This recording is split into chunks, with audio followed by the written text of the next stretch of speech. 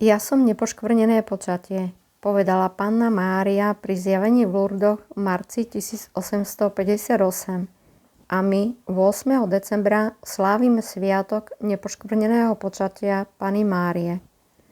Aj ctihodný Don Stefano Gobbi, ktorého proces blahorečenia započal, zapísal v knihe kňazom najmladším synom Panny Márie viacero posolstiev, kde je titul Nepoškvrnené počatie. Tak rozjímajme nad posolstvom z 8. decembra 1989. Rubio Vicenza, Taliansko. Sviatok nepoškvrneného počatia Panny Márie. Koruna 12 hviezd. Premilí synovia, dnes pozeráte na nepoškvrnenú nevinnosť vašej nebeskej matky. Som nepoškvrnené počatie. Som jediné stvorenie, uchránené akýkoľvek poškvrny hriechu i prvotného. Som celá krásna do tá pulchra. Nechajte sa zahaliť mojim plášťom krásy, aby ste i vy boli osvietení mojou nebeskou nevinnosťou, mojím nepoškvrneným svetlom. Som celá krásna, lebo som povolaná byť matkou Syna Božieho a tvoriť panenský výhonok, z ktorého sa má rozviť boský kvet.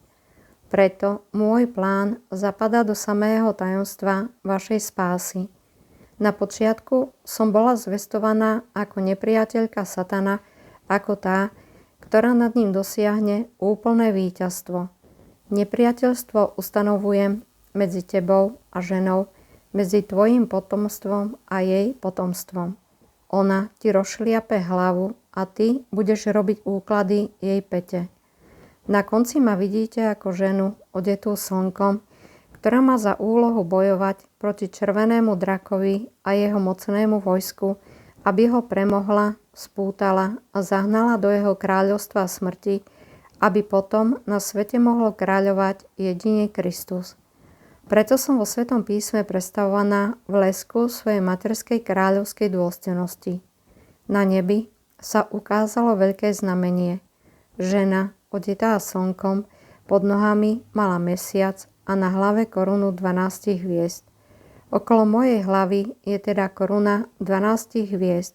Koruna je znakom kráľovskej dôstojnosti. Je zložená z 12 hviezd, lebo sa stáva symbolom mojej materskej a kráľovskej prítomnosti v samom srdci Božieho ľudu. 12 hviezd označuje 12 kmeňov Izraela, z ktorých sa skladá vyvolený národ, vybraný a povolaný Pánom, aby pripravil príchod na svet Synovi Božiemu a Spasiteľovi. Keďže som povolaná stať sa matkou Mesiáša, mojou úlohou je byť splnením prisľúbení, panenským výhonkom, cťou a slávou všetkého ľudu Izraela. Cirkev ma skutočne zvelebuje týmito slovami. Ty si slávou Jeruzalema, ty si radosť Izraela, ty si česť nášho ľudu. Preto tvoria kmene Izraela 12 drahokamov koruny, venčiacej moju hlavu, aby označili úrad mojej materskej kráľovskej dôstojnosti. 12 hviezd znamená tiež 12 apoštolov, základ, na ktorom Kristus založil svoju cirkev. Často som bola s nimi, aby som ich povzbudila k nasledovaniu a viere v Ježiša počas 3 rokov jeho verejného poslania. Namiesto nich spolu s Jánom som stála pod krížom v okamihu ukrižovania, agónie a smrti môjho syna Ježiša. S nimi som sa delila o radosť z jeho zmŕtvychvstania, s nimi, pohrúženými v modlitbe, som bola účastná slávneho okamihu Turíc. Počas svojho pozemského života som zostala pri nich svojou modlitbou a materskou prítomnosťou, aby som im pomáhala, formovala ich, dodávala im odvahy a povádala ich piť kalich, ktorý im pripravil nebeský Otec. Som tak matkou a kráľovnou apoštolov, ktorí tvoria okolo mojej hlavy 12 jasných hviezd mojej materskej kráľovskej dôstojnosti. Som matkou a kráľovnou celej cirkvi. 12 hviezd znamená tiež novú skutočnosť.